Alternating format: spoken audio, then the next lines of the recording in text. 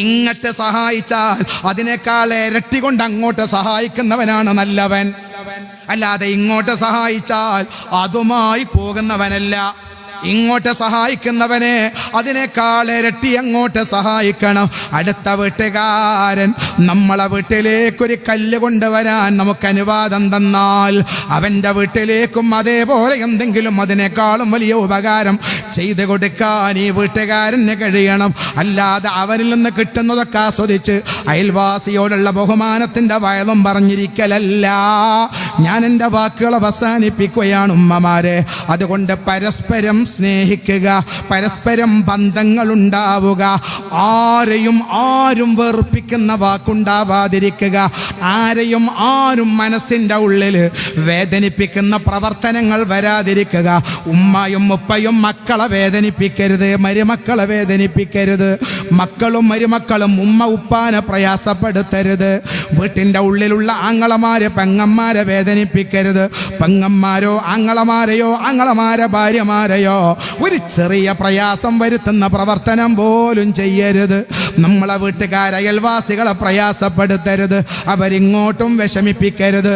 നമ്മളെ കൊണ്ടെല്ലാവർക്കും സന്തോഷമുണ്ടായാൽ അള്ളാഹുവിൻ്റെ കാവൽ നമ്മളെ കൂടെയുണ്ടാകും. പടച്ച തമ്പുരാന്റെ സഹായം നമ്മളെ കൂടെയുണ്ടാകും. മഹാനായ അലി ഇബ്നു അബീ ത്വാലിബ് റളിയല്ലാഹു അൻഹു പറഞ്ഞത്, ലാ തസ്ഹബന്ന ഖാതിഉ റഹമിൻ, കുടുംബക്കാര് തെറ്റി നിൽക്കുന്നുണ്ടെങ്കിൽ നീ അവരുടെ അടുത്തിരിക്കരുത്. ഹസനെ, മകനോട് അലിയാർ തങ്ങൾ പറയാണ്, കുടുംബക്കാരുമായി എന്തെങ്കിലും തെറ്റും വെറുപ്പും വിരോധവും ഉള്ള ആൾക്കാരെ കണ്ടാൽ അവരടുത്ത് നീ ഇരിക്കുക പോലും ചെയ്യരുത്. കാരണം അവരാരാണെന്നറിയുമോ? അവര് മൽഊനുൻ, അള്ളാഹിന്റെ ശാപം കിട്ടിയ വിഭാഗമാണെന്ന് റസൂലുള്ളാഹ്. ഉറക്കെ ചൊല്ലൂ റസൂലുള്ളാഹ്. മനസ്സിൽ മറ്റുള്ളവനെ വെറുപ്പിക്കുന്നത് ആരാവട്ടെ, അവരല്ലാഹുവിന്റെ ശാപം കിട്ടിയവരാണ്, ശപിക്കപ്പെട്ടവരാണ്. നേരെ മറിച്ച് മാപ്പ് കൊടുക്കുന്നവർ അവരാണ് സ്വർഗം കിട്ടിയവർ.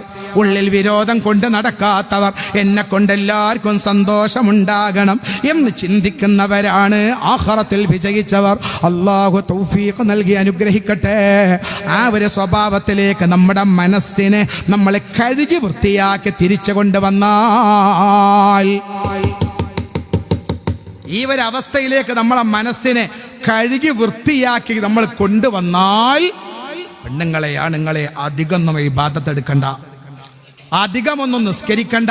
ഫർളും അത്യാവശ്യം സുന്നത്തും മതി. ബാക്കിയുള്ള സമയത്ത് കിടന്നുറങ്ങിയാലും അള്ളാഹു പ്രതിഫലം തരും. അള്ളാഹു തൗഫീഖ് നൽകട്ടെ.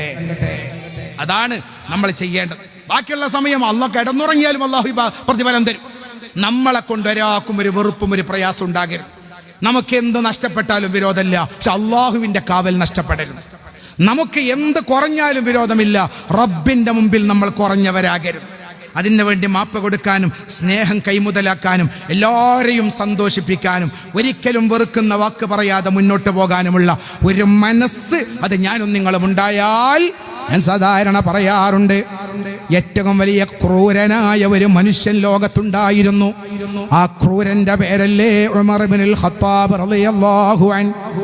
മക്കളെ മുഴുവനും ജീവനോടെ കുഴിച്ചു മൂടിയ ഉമർ, ഓടിച്ചാടി കളിക്കുന്ന പൊന്നുമോളെ പെൺകുട്ടിയായി എന്നതിൻ്റെ പേരിൽ കുഴിയിലേക്ക് ഇട്ടിട്ട് മേലെ പാറക്കല്ലിട്ട് തലച്ചോറ് ചിന്നിച്ചിതറിയപ്പോൾ പൊട്ടിച്ചിരിച്ച ആളാണ് ഉമർ. അതിന് മാത്രം മക്കളെ കൊന്ന ഉമർ ഇബ്നുൽ ഖത്താബിനോട് അള്ളാഹിന്റെ റസൂല് പറയുന്നുണ്ട്, ഉമറേ, മിറാജിന്റെ രാത്രി ഞാൻ വനാരോഹണം നടത്തിയപ്പോ ആകാശത്ത് വെച്ചല്ലെങ്കിൽ സ്വർഗം ഞാൻ കണ്ടപ്പോ ആ സ്വർഗത്തിൽ ഒരു പളുങ്കിന്റെ കൊട്ടാരം കണ്ടു ഉമറേ.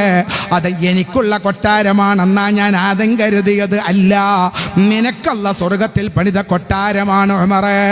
ഉറക്കെ ചെല്ലു മുഹമ്മദ് മുസ്തഫ. നിനക്ക് ഞാൻ സ്വർഗത്തിൽ, അള്ളാഹു നിനക്ക് സ്വർഗത്തിൽ കൊട്ടാരം പണിതിട്ടുണ്ട് എന്ന് ഉമർ ഇബ്നുൽ ഖത്താബിനോട് റസൂലുള്ളാഹി സ്വല്ലല്ലാഹു അലൈഹി വസല്ലം. ഇത്രയും മക്കളെ കൊന്ന ഉമറിനോട്, ഇത്രയും ക്രൂരത ചെയ്ത ഉമറിനോട് എന്തായിരിക്കും കാരണം? ഉമർ അങ്ങനെയൊക്കെ ക്രൂരനായിരുന്നെങ്കിലും അതൊക്കെ മാറി നല്ല മനസ്സാ, എല്ലാവർക്കും സന്തോഷം കിട്ടുന്ന മനസ്സാ, ഒരാളെയും വേദനിപ്പിക്കാത്ത മനസ്സാ, മുഴുവൻ ആളുകൾക്കും സന്തോഷം നൽകുന്ന മനസ്സാ മഹാനായ ഉമർ ഇബ്നുൽ ഖത്താബ് റളിയല്ലാഹു അൻഹു. ഒരിക്കൽ ഒരു വഴിയിലൂടെ ഉമർ പാതിരാത്രി നടന്നു പോകുന്നത് ത്വൽഹത്ത് കാണുന്നുണ്ട്. ത്വൽഹത്ത് പാതിരാത്രി ഉമർ എങ്ങോട്ടാ പോകുന്നത് എന്ന് നോക്കാൻ കൂടെ നടക്കുന്നുണ്ട്. പാതിരാത്രി ലൈറ്റ് പോലും ഇല്ലാത്ത ഉമർ പാതിരാത്രി ഇരുട്ടിൻ്റെ യമങ്ങളിൽ പതുങ്ങി പതുങ്ങി എങ്ങോട്ട് പോകുന്നു എന്ന് നോക്കാൻ ത്വൽഹത്ത് ഉമറിൻ്റെ കൂടെ പോകുന്നു. ഉമർ പോകുന്നത് കണ്ട് ത്വൽഹത്ത് നെട്ടുകയാണ്. ഒരു ചെറിയ ഓലപ്പെരയുടെ ഉള്ളിലേക്കാണ് ഉമർ കയറിയത്. കയറിയ ഉടനെ ഓല വീടിൻ്റെ ഡോറടച്ചു. മഹാനായ ത്വൽഹത്ത് നെട്ടിപ്പോയി. പാതിരാത്രി അന്യൻ്റെ വീട്ടിൽ കയറി വാതിലടക്കുന്ന ദുസ്വഭാവിയായി ഉമർ അതപ്പതിച്ചു പോയോ എന്ന് പോലും ത്വൽഹത്ത് ഒരു പക്ഷേ ചിന്തിച്ചു. അങ്ങനെ യഥാ ത്വൽഹത്ത് തിരിച്ചു പോന്നു. ഉറക്കില്ലാത്ത രാത്രി ഉമർ ഏത് വീട്ടിലേക്കാ കയറിയത്? ആ വീട്ടിൻ്റെ ഉള്ളിൽ ആരാ? നേരം വെളുത്തപ്പ പോകുന്നുണ്ട് ആര്? ത്വൽഹത്ത്. ആ വീട്ടിൽ ആരെന്നറിയാൻ അനുവാദം ചോദിച്ച് വീട്ടിലേക്ക് കയറി നോക്കുമ്പോൾ കാണുന്നത് കോല കൊണ്ട് മേഞ്ഞതല്ലെങ്കിൽ ചൂടി കൊണ്ട് മേഞ്ഞ ഒരു കട്ടിലുണ്ട്. ആ കട്ടിലിൻ്റെ മുകളിൽ ഒരു ഉമ്മ കിടക്കുന്നു. പ്രായമായ ഉമ്മാമ്മ കിടക്കപ്പായിൽ കിടന്ന് കാഷ്ടിക്കുന്നുണ്ട്. കിടക്കപ്പായിൽ കിടന്ന് മൂത്രിക്കുന്നുണ്ട്. ത്വൽഹത്ത് ചോദിച്ചു, ഉമ്മ ഇവിടെ വേറെ ആരാ? മോനെ ഇവിടെ ആരുമില്ല, ഞാൻ ഒറ്റക്കാണ്. ഉമ്മ നിങ്ങൾ ഇവിടെ കിടന്ന് കാഷ്ടിച്ചാൽ, നിങ്ങൾ ഇവിടെ കിടന്ന് മൂത്രിച്ചാൽ ഇതൊന്ന് കഴുകിത്തരാൻ ആരെങ്കിലും വേണ്ടേ ഉമ്മ? കണ്ണിൽ വെള്ളം നിറച്ചു ഉമ്മ പറയുന്നു, മോനെ ഉണ്ട്. ആളാരാണെന്ന് എനിക്കറിഞ്ഞുകൂടാ. പാതിരാത്രി സമയമായാൽ ഒരാളെൻ്റെ വീട്ടിലേക്ക് എന്നും വരും മോനെ. ഇരുട്ടത്താരാണെന്ന് എനിക്കറിഞ്ഞുകൂടാ.